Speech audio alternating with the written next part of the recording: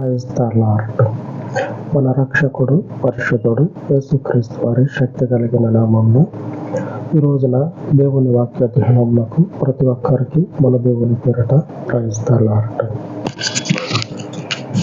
అడవిలో ఉండేటువంటి జంతువులకి మనకి చాలా తేడా ఉంటుంది. జంతువులు ఏ సమయంలో అయినా సరే అడవిని విడిచిపెట్టి ప్రజల మధ్యలోనికి రామంటే రావు. అవి అక్కడనే ఉంటాయి. మనం అడిగితే నేను రాను, నేను ఇక్కడే ఉంటా అని చెప్పని అంటాయి. అట్లాగే ఉంటేనే వాటికి సేఫ్గా ఉంటుంది. ఇప్పుడు మన పరిస్థితి ఆలోచన చేస్తే మనం ఎప్పుడూ ఆ జంతువులాగే నేను ఇట్లాగే ఉంటా అంటే దేవుని ముందు ఏ ఉపయోగం ఉండదు. నేను ఎప్పుడు ఇట్లాగే ఉంటా దేవుని ముందు అంటే ఏ ఉపయోగం ఉండదు.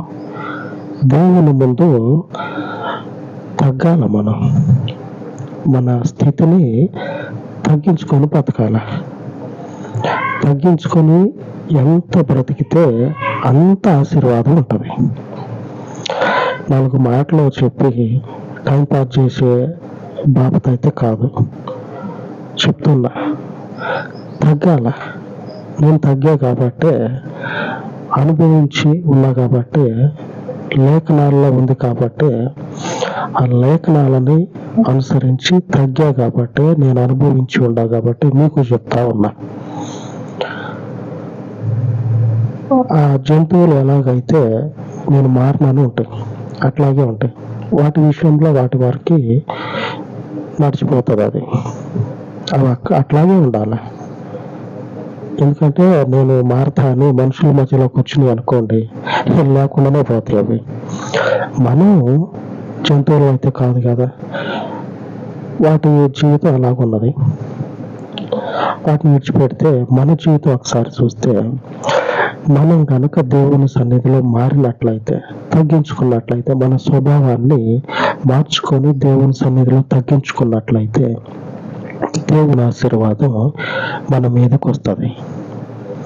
మనుషుడు అన్నాక దేవుని ముందు మాత్రమే తగ్గాల. దేవుని ముందు తగ్గినట్లయితే ఎవరి ముందైనా సరే తగ్గగలిగేంత శారీరక తగ్గింపును దేవుడు ఇస్తాడు. దేవుని ఆత్మ ద్వారా కలుగుతుంది. ముందు దేవుని ముందు తగ్గాల. ఎందుకంటే మనము దీవించబడటం కొరకు దేవుని ముందు తగ్గితే ఏం తప్పు లేదు. ఆమేన్. ఈ రోజున యోబు అనేటువంటి మనుషుని జీవితాన్ని ఒకసారి చూసినట్లయితే, ఎంత గొప్ప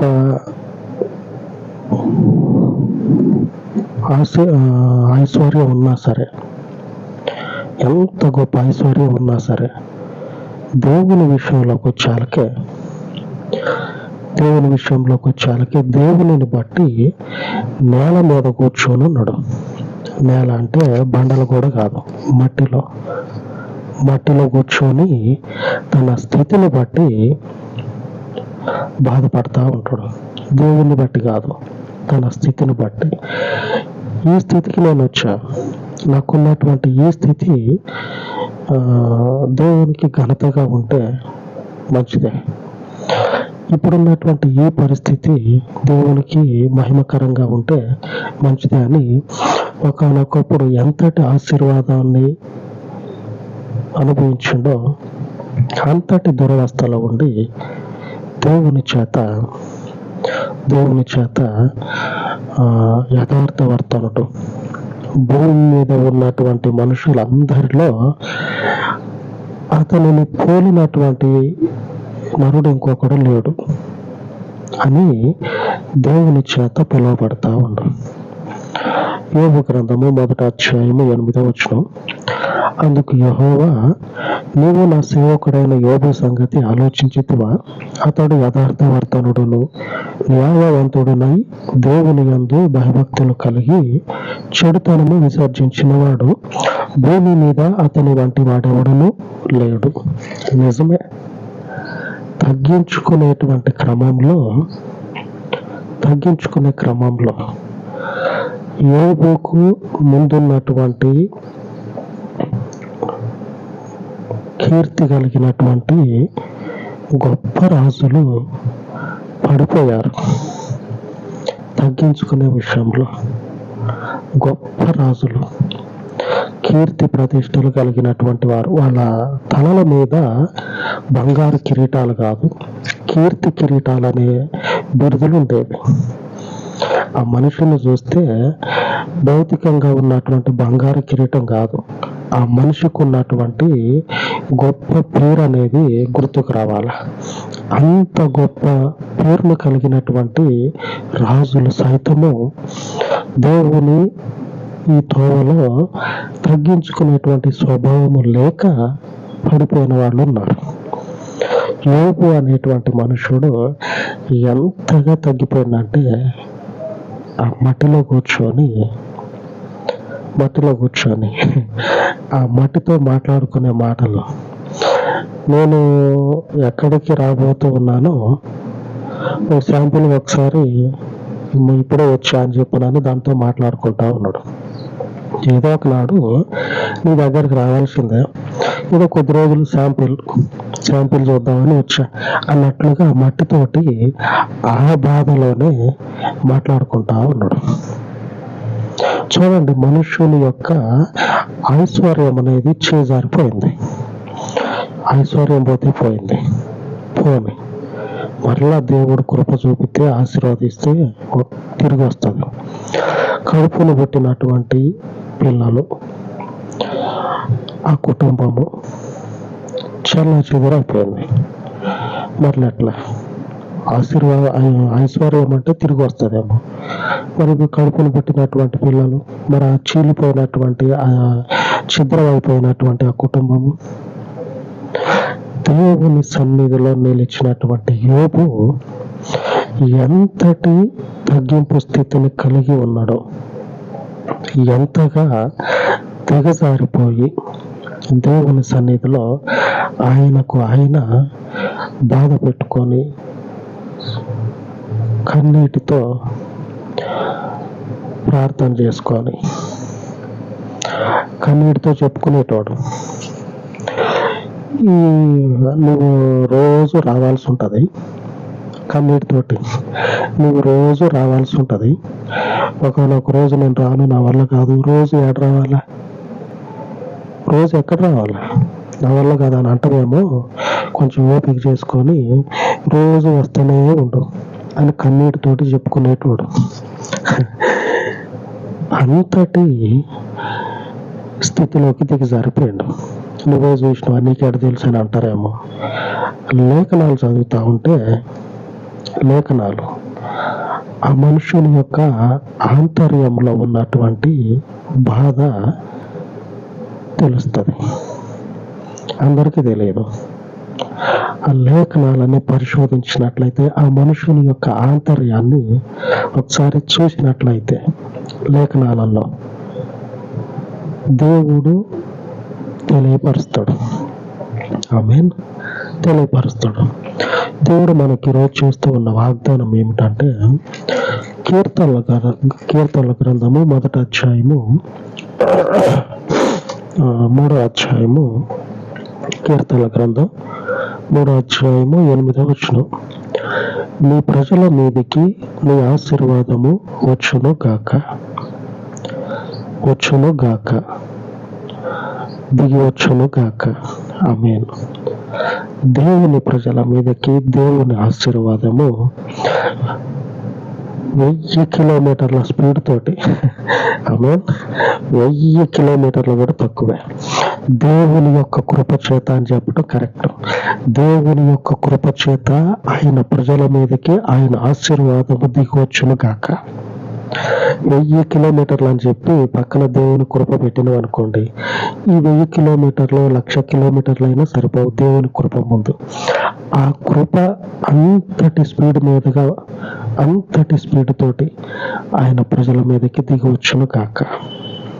ఆయన ఆశీర్వాదము ఆయన ప్రజలు అనుభవించుదురు గాక. ఈ శ్రమలో ఆయనను అనుసరించేటువంటి వారికి తప్పక దేవుడు ఇంతటి శ్రమలను నేటి దినమున క్రీస్తునందు నిలిచి ఆయనను అనుసరించేటువంటి వారి ప్రతి ఒక్కరి జీవితంలో ఆయన ఆశీర్వాదము దిగవచ్చును గాక. కనుకనే చెప్తా ఉన్నా, మొదట మనం చెప్పుకున్నట్లు అడవుల్లో ఉండేటువంటి జంతువులు ఒకే పందాల బతుకుతాయి, ఒకే పందాల అడవిని విడిచిపెట్టం. మనం కూడా ఒకే పందాలో దేవుళ్ళో నేను పోతానంటే కుదరదు. మీకున్నటువంటి పరిస్థితులు కావచ్చు, మీకున్నటువంటి కుటుంబంలో ఉన్నటువంటి చిక్కుముడులు కావచ్చు, వాటిని అన్నిటినీ బట్టి కొన్ని సందర్భాల్లో తెగజారిపోయి బ్రతకాల్సి వస్తుంది, అంటే తగ్గిపోయి బ్రతకాల్సి వస్తుంది. ఘనమైనటువంటి స్థితిని పొందుకున్నటువంటి యోబు కూడా దిగజారిపోయి